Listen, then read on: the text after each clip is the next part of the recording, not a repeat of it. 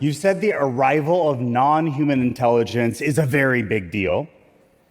And this photo, taken in 2016, feels like one of those quiet moments where the earth shifted beneath us, but not everyone noticed. What did you see back then that the rest of us might have missed?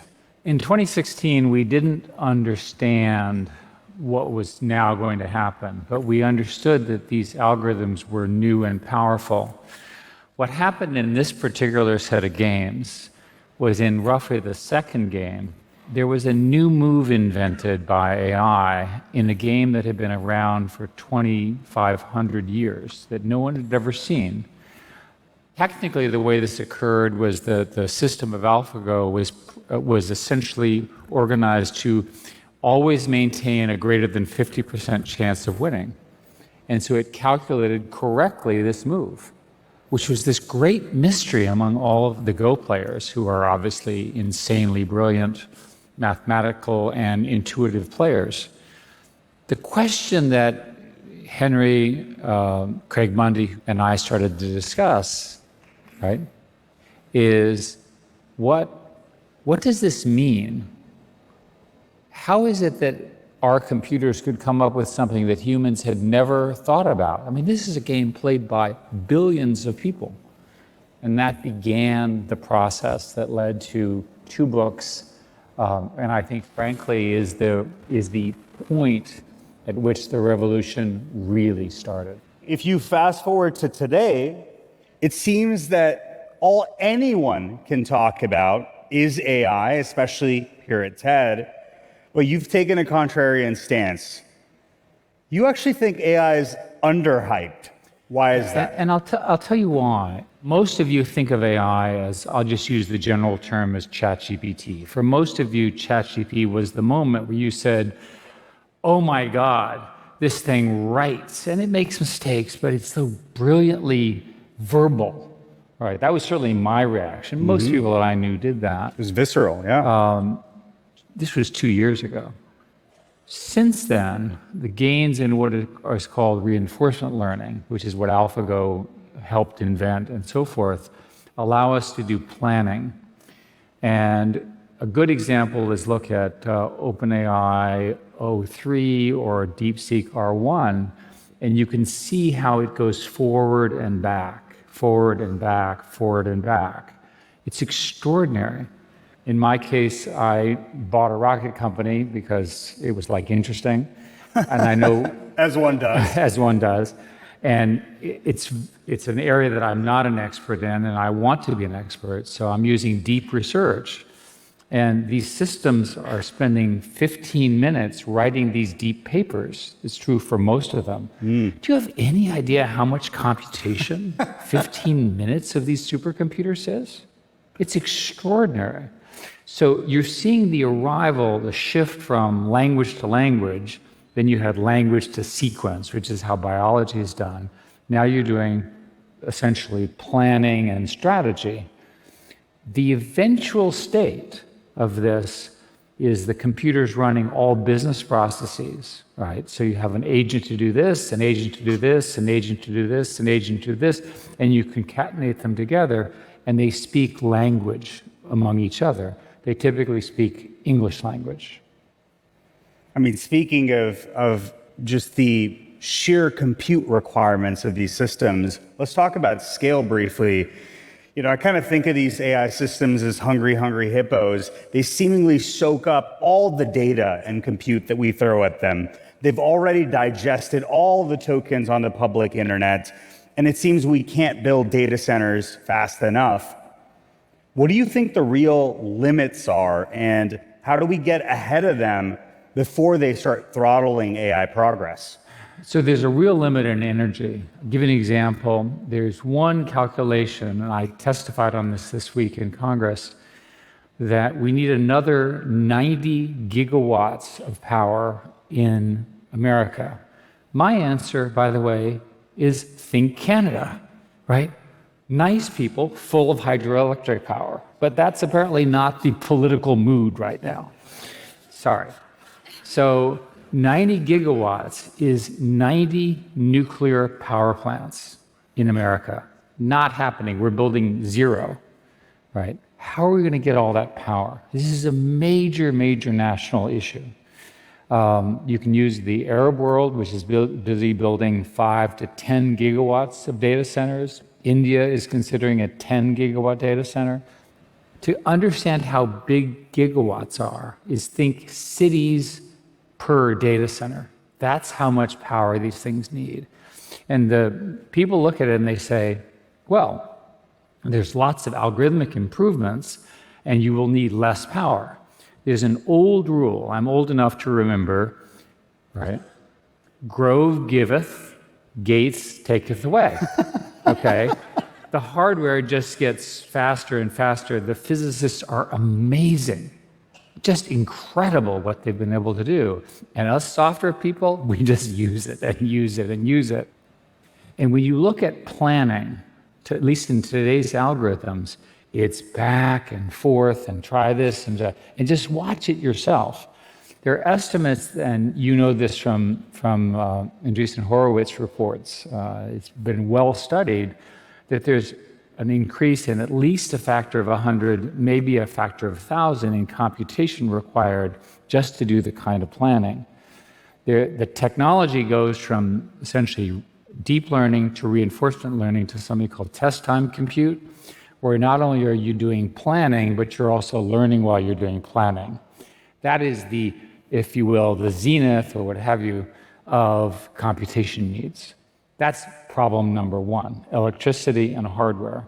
Problem number two is we ran out of data, so we have to start generating it, but we can easily do that because that's one of the functions.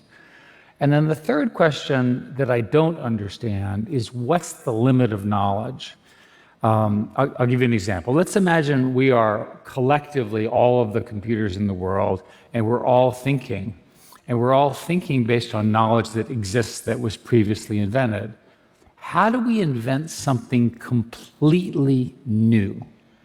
So Einstein. So when you study the way scientific discovery works, biology, math, so forth and so on, what typically happens is a truly brilliant human being looks at one area and says, I see a pattern that's in a completely different area. It has nothing to do with the first one. It's the same pattern. And they take the tools from one and they apply it to another. Today, our systems cannot do that. If we can get through that, I'm working on this. It's a general technical term for this is non-stationarity of objectives. The rules keep changing.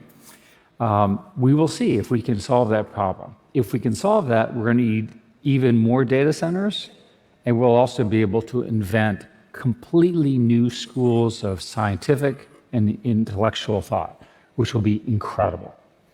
So as we push towards a zenith, autonomy has been a big topic of discussion. Yoshua Bengio gave a compelling talk earlier this week advocating that AI labs should halt the development of agentic AI systems that are capable of taking autonomous action. Yet that is precisely what the next frontier is for all these AI labs and seemingly for yourself too. What is the right decision here? So Yoshua is a brilliant inventor of much of what we're talking about and a good personal friend, and we've talked about this. And his concerns are very legitimate. The question is not are his concerns right, but what are the solutions? So let's think about agents. So for purposes of argument, everyone in the audience is an agent. You have an input that's English or whatever language, and you have an output that's English, and you have memory, which is true of all humans. Now, we're all busy working, and all of a sudden, one of you decides it's much more efficient not to use human language, but we'll invent our own computer language. Uh-oh. Now, you and I are sitting here watching all of this, and we're saying, like, what do we do now? The correct answer is unplug you, right? Because we're not going to know, we're just not going to know what you're up to. And you might actually be doing something really bad or really amazing. We want to be able to watch. So we need provenance, something you and I have talked about, but we also need to be able to observe it. To me, that's a core requirement. There's a set of criteria that the industry believes are points where you want to metaphorically unplug it. One is where you get recursive self-improvement, which you can't control. Recursive self-improvement is where the computer is off learning and you don't know what it's learning. That can obviously lead to bad outcomes. Another one would be direct access to weapons. Another one would be that the computer systems decide to exfiltrate themselves, to reproduce themselves without our permission. So there's a set of such things. The problem with Yasha's speech with respect to such a brilliant person is stopping things in a globally competitive market doesn't really work. Instead of stopping agentic work, we need to find a way to establish the guardrails, which I know you agree with because we talked about it. Yeah. I think that brings us nicely to the dilemmas, and let's just say there are a lot of them when it comes to this technology. The first one I'd love to start with, Eric, is the exceedingly dual-use nature of this tech, right? It's applicable to both civilian and military applications. So how do you broadly think about the dilemmas and ethical quandaries that come with this tech and how humans deploy them? In many cases, we already have doctrines about personal responsibility. A simple example, I did a lot of military work and continue to do so. The US military has a rule called 3000.09, generally known as human in the loop or meaningful human control. You don't want systems that are not under our control. It's a line we can't cross. I think that's correct. I think that the competition between the West, and particularly the United States, and China is going to be defining in this area.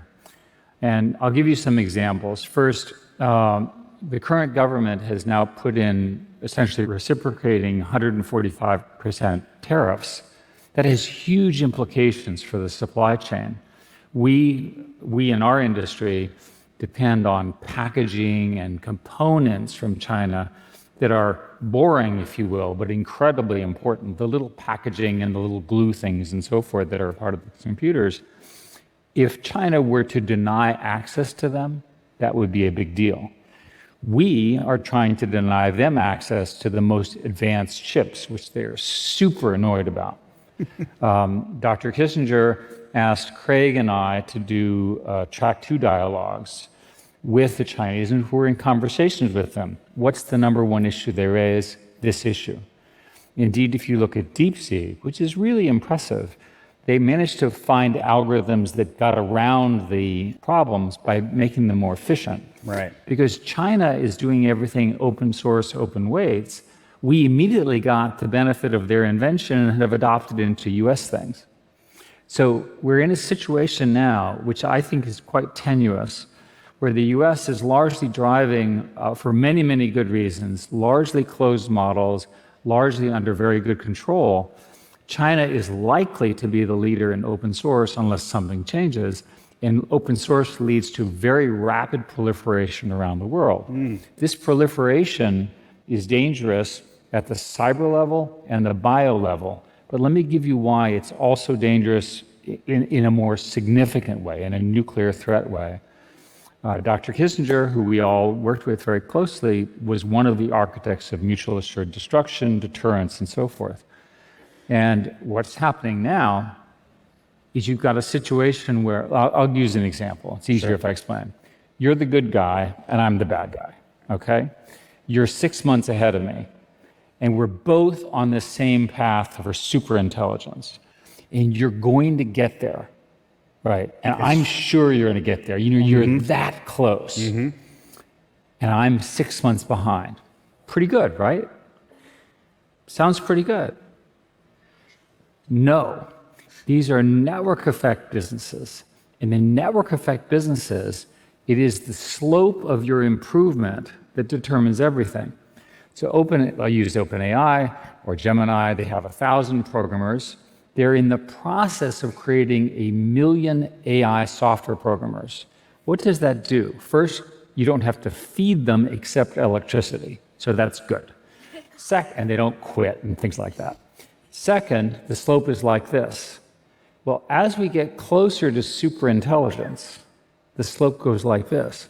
If you get there first, you dastardly person, You're never going to be able to catch me. I will not be able to catch you. And I've given you the tools to reinvent the world and in particular, destroy me.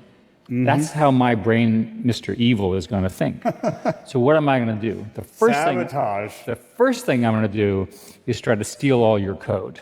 And you've prevented that because you're good. And you were good. So you're still good at Google. Second, that I'm going to infiltrate you with humans. Well, you've got good protections against that. You know, we don't have spies. So what do? I'm going to go in and I'm going to change your model. I'm going to modify it. I'm going to actually screw you up to get me so I'm one day ahead of you. And you're so good, I can't do that. What's my next choice? Bomb your data center. Wow. Now, do you think I'm insane? These conversations are occurring around nuclear opponents today in our world. There are legitimate people saying the only solution to this problem is preemption.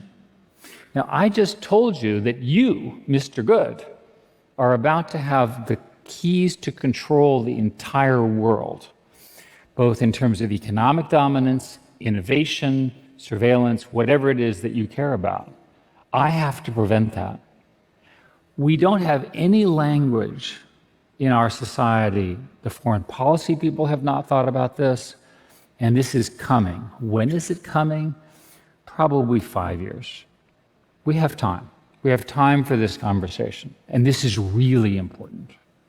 Let me push on this a little bit. So if this is true and we can end up in this sort of standoff scenario and sort of the equivalent of mutually assured destruction, you've also said that the US should embrace open source AI. Even after China's DeepSeek showed what's possible with a fraction of the compute. But doesn't open sourcing these models just like hand capabilities to adversaries that'll accelerate their own timelines? This is one of the wickedest, or we call them wicked hard problems. Our industry, our science, everything about the world that we have built is based on academic research, open source, so forth. Much of Google's technology was based on open source. Some of Google's technology is open source, some of it is proprietary, perfectly legitimate. What happens when there's an open source model that is really dangerous and it gets into the hands of the Osama bin Ladens of the world? And we know there are more than one, unfortunately. We don't know. The consensus in the industry right now is the open source models are not quite at the point of national or global danger. But you can see a pattern where they might get there. So a lot will now depend upon the key decisions made in the US and China and in the companies in both places. The reason I focus on the US and China is they're the only two countries where people are crazy enough to spend the billions and billions of dollars that are required to build this new vision. Europe, which would love to do it, doesn't have the capital structure to do it. Most of the other countries, not even India, has the capital structure to do it, although they wish to. Arabs don't have the capital structure to do it, although they're working on it. So this fight, this battle, will be the defining battle. I'm worried about this fight. Dr. Kissinger talked about the likely path to war with China was by accident. And he was a student of World War I, and of course World War I started with a small event, and it escalated over that summer in, I think, 1914. And then it was this horrific conflagration. You can imagine a series of steps along the lines of what I'm talking about that could lead us to a horrific global outcome. That's why we have to be paying attention. I want to talk about one of the recurring tensions here before we move onto the dreams is to sort of moderate these AI systems at scale, right? There's this weird tension in AI safety that the solution to preventing 1984 often sounds a lot like 1984. So proof of personhood is a hot topic. Moderating these systems at scale is a hot topic. How do you view that trade-off, right? That in trying to prevent dystopia, let's say preventing non-state actors from using these models in undesirable ways, we might accidentally end up building the ultimate surveillance state. It's really important that we stick to the values that we have in our society. I am very, very committed to individual freedom. It's very easy for a well-intentioned engineer to build a system which is optimized and restricts your freedom. So it's very important that human freedom be preserved in this. A lot of these are not technical issues, they're really business decisions. It's certainly possible to build a surveillance state, but it's also possible to build one that's freeing. The conundrum that you're describing is because it's now so easy to operate based on misinformation, everyone knows what I'm talking about, that you really do need proof of identity. But proof of identity does not have to include details. So for example, you could have a cryptographic proof that you are a human being, and it could actually be true without anything else, and also not be able to link it to others using various cryptographic techniques. So zero knowledge proofs and other techniques like zero knowledge proofs are the most obvious one. All right, let's change gears, shall we, to dreams. In your book, Genesis, you strike a cautiously optimistic tone, which you obviously co-authored with Henry Kissinger. When you look ahead to the future, what should we all be excited about? Well, I'm of the age where some of my friends are getting really dread diseases. Can we fix that now? Can we just eliminate all of those? Why can't we just take these and right now eradicate all of these diseases? That's a pretty good goal. I'm aware of one nonprofit that's trying to identify in the next 2 years all human druggable targets and release it to the scientists. If you know the druggable targets, then the drug industry can begin to work on things. I have another company I'm associated with which has figured out a way, allegedly, it was a startup, to reduce the cost of stage 3 trials by an order of magnitude. As you know, those are the things that ultimately drive the cost structure of drugs. That's an example. I'd like to know where dark energy is, and I'd like to find it. I'm sure that there is an enormous amount of physics in dark energy, dark matter. And think about the revolution in material science. Infinitely more powerful transportation, infinitely more powerful science, and so forth. I'll give you another example. Why do we not have every human being on the planet have their own tutor in their own language to help them learn something new, starting with kindergarten? It's obvious. Why have we not built it? The only possible answer is there must not be a good economic argument. The technology works. Teach them in their language, gamify the learning, bring people to their best natural names. Another example, the vast majority of healthcare in the world is either absent or delivered by the equivalent of nurse practitioners and very, very sort of stressed local village doctors. Why do they not have the doctor assistant that helps them in their language treat whatever with, again, perfect healthcare? I can just go on. There are lots and lots of issues with this world of the digital world. It feels like that we're all in our own ships in the ocean and we're not talking to each other. In our hunger for connectivity and connection, these tools make us lonelier. We've got to fix that. Right? But these are fixable problems. They don't require new physics. They don't require new discoveries. We just have to decide. So when I look at this future, I want to be clear that the arrival of this intelligence, both at the AI level, the AGI, which is general intelligence, and then superintelligence, is the most important thing that's going to happen in about 500 years, maybe 1,000 years in human society, and it's happening in our lifetime. So don't screw it up. Let's say we don't.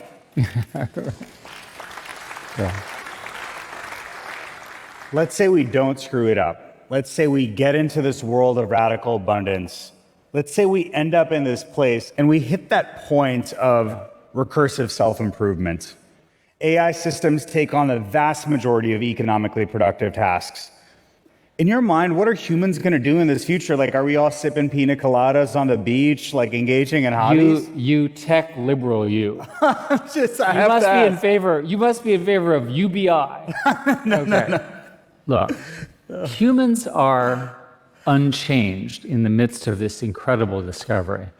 Do you really think that we're going to get rid of lawyers? No, they're just going to have more sophisticated lawsuits, right? Do you really think we're going to get rid of politicians? No, they'll just have more platforms to mislead you. Sorry.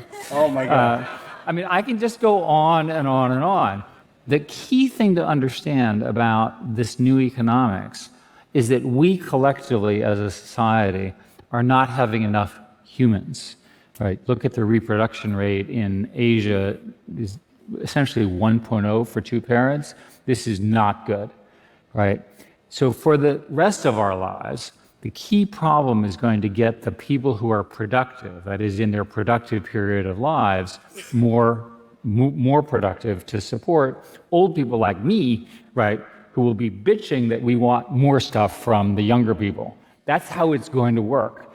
These tools will radically increase that productivity.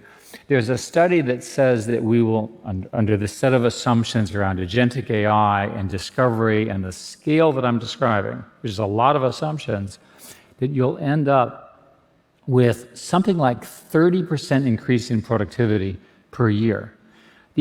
Having now talked to a bunch of economists, they have no models for what that kind of increase in productivity looks like. We just have never seen it. It didn't occur in any rise of a democracy or a kingdom in our history. It's unbelievable what's going to happen. Hopefully we will get it in the right direction. It is truly unbelievable. Let's bring this home, Eric. You've navigated decades of technological change. For everyone that's navigating this AI transition, technologists, leaders, citizens that are feeling a mix of excitement and anxiety, what is that single piece of wisdom or advice you'd like to offer for navigating this insane moment that we're living through today? So one thing to remember is that this is a marathon, not a sprint. One year I decided to do a 100-mile bike race, which was a mistake.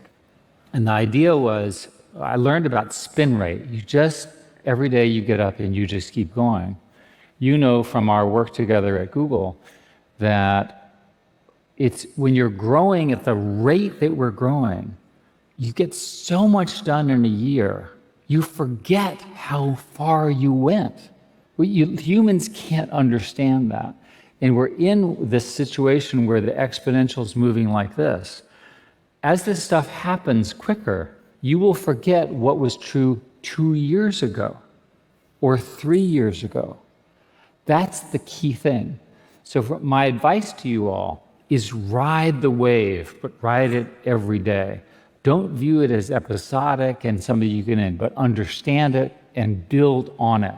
Each and every one of you has a reason to use this technology. If you're an artist, a teacher, a physician, a business person, a technical person, if you're not using this technology, you're not going to be relevant compared to your peer groups and your competitors and the people who want to be successful. Adopt it and adopt it fast. I have been shocked at how fast these systems, as an aside, my background is enterprise software. And nowadays, there's a model protocol from Anthropic.